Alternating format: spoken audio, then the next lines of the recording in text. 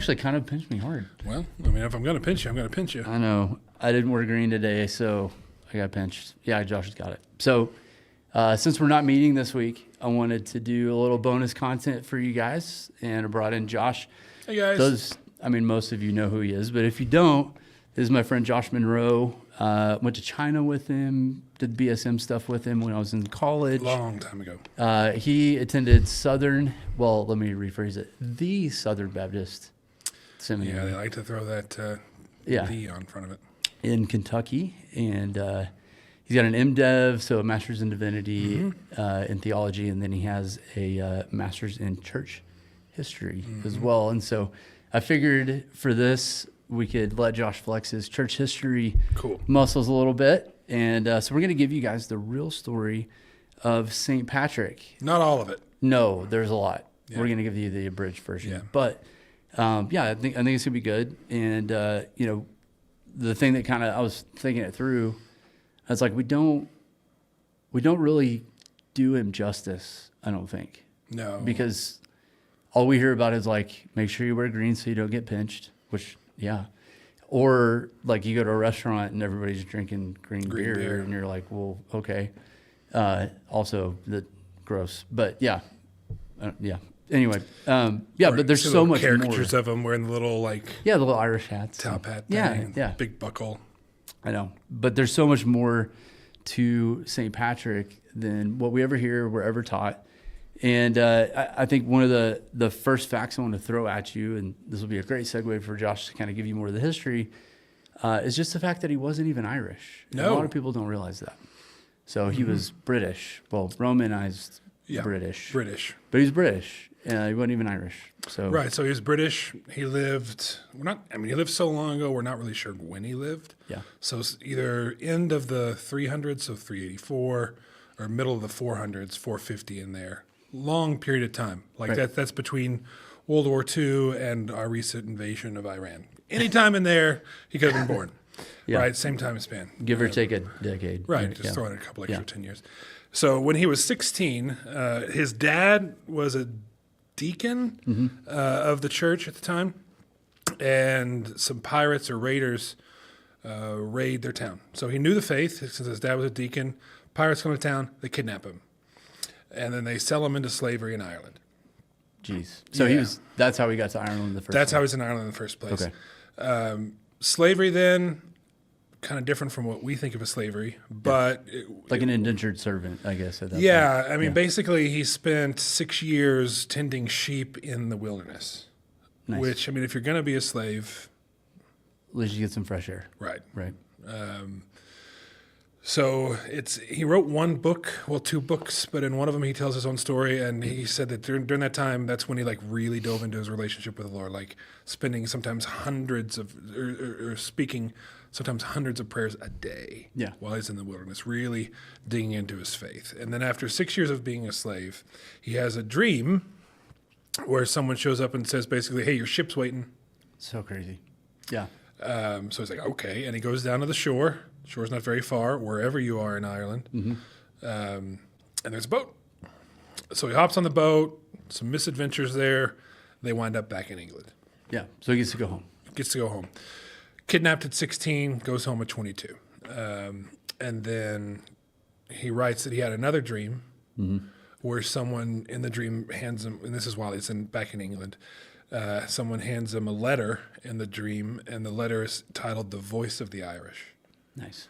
And he said in his dream he began to read it, but at some point becomes so overwhelmed he stops reading the letter and realizes this dream is telling him to go back to Ireland. Ireland at the time, super pagan. Yeah. Okay. Not a super Christian-friendly environment. Right? Not at all. Yeah. So when we say pagan in this case, we mean nature worship. Some pretty dark, some not so, but your Stonehenge kind of hooded robes, whatever. Yeah. Fires and sacrifices. And, like sacred trees, sacred stones, sacred wells. Each has their own spirit or god, worshiping them, whatever. So, again, Patrick's dad was a deacon, so he knew of the faith, knew of the church. So he realizes he's been called back to convert the pagans of Ireland. He's hesitant to go at first. Yeah. Because he's not very educated. In fact, the one book that he did write, or one of the two books that he writes, the Latin in it is pretty terrible. Yeah. Not going to say it's pig Latin, but it's not great Latin. Yeah. So he's really hesitant to go. Eventually he goes. And I did this just before we came on camera. Go into Google and type in, show me an image of Ireland superimposed over Texas. Yeah. So it's like the top of the panhandle down to maybe San Antonio. Yeah. Real small. Yeah. Maybe not even that big. Maybe not even. Yeah. But he spends the next 30 years to 40 years in Ireland spreading the gospel. His first church was in a town called Saul in a cabin. Not a cabin, a barn. A barn. Nice. But then he plants 300 total. Yeah. Which is 300 churches in the size I just mentioned, like, a little bit larger than the Panhandle. we'll call them barn churches. Yeah, barn churches. And the way he did it, some of it was top down, like he would convert like a clan leader or something equivalent to a mayor, so that someone important first. Yeah. But he was also very personable on a one-to-one, which is very different, and this is an important point, from how the church spread the gospel later on the continent of Europe, kind of in this same time. Yeah. Whereas he did it on a relational basis. Yeah. Like teaching. Right. On the continent, later people did it either by the edge of the sword, like convert or die, or they would just, they had pagans there too, obviously, worshiping Thor and Odin. It's not just Marvel; it was actually, dark stuff. Yeah. And they're like, "Oh, you worship Thor in this place. Well, now you worship Jesus." And so it was just like replacement. So they would still like make their sacrifices and stuff at the altar, but it would just be like to Jesus instead of you just change the name to Thor.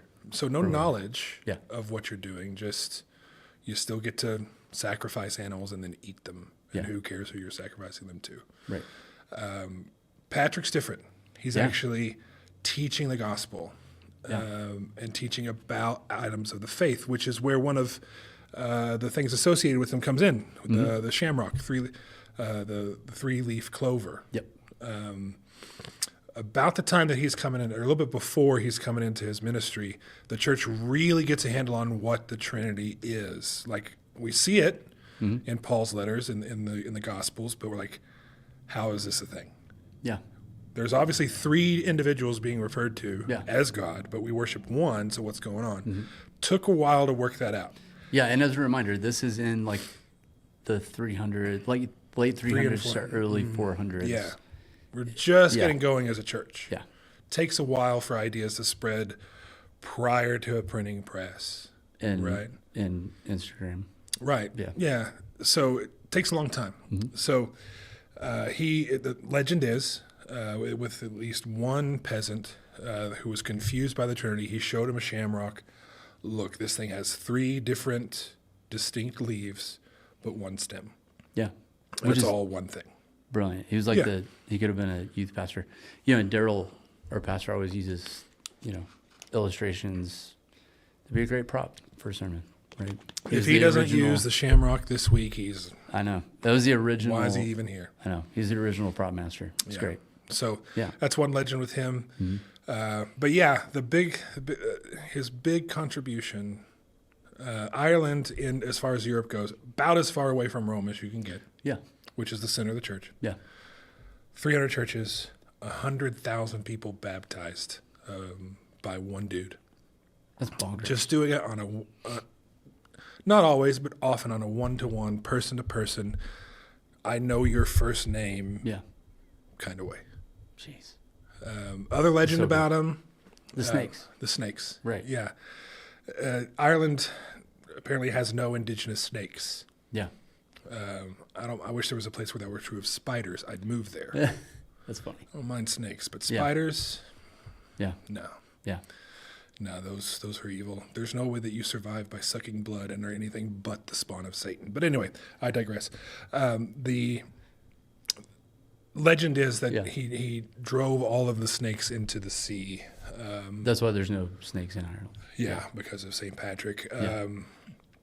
Probably comes about because of how highly he was regarded by the Irish people, and by him driving out these pagan ideas. Yeah, so it's more of a metaphor of him driving out the pagan beliefs, the snakes, out of Ireland.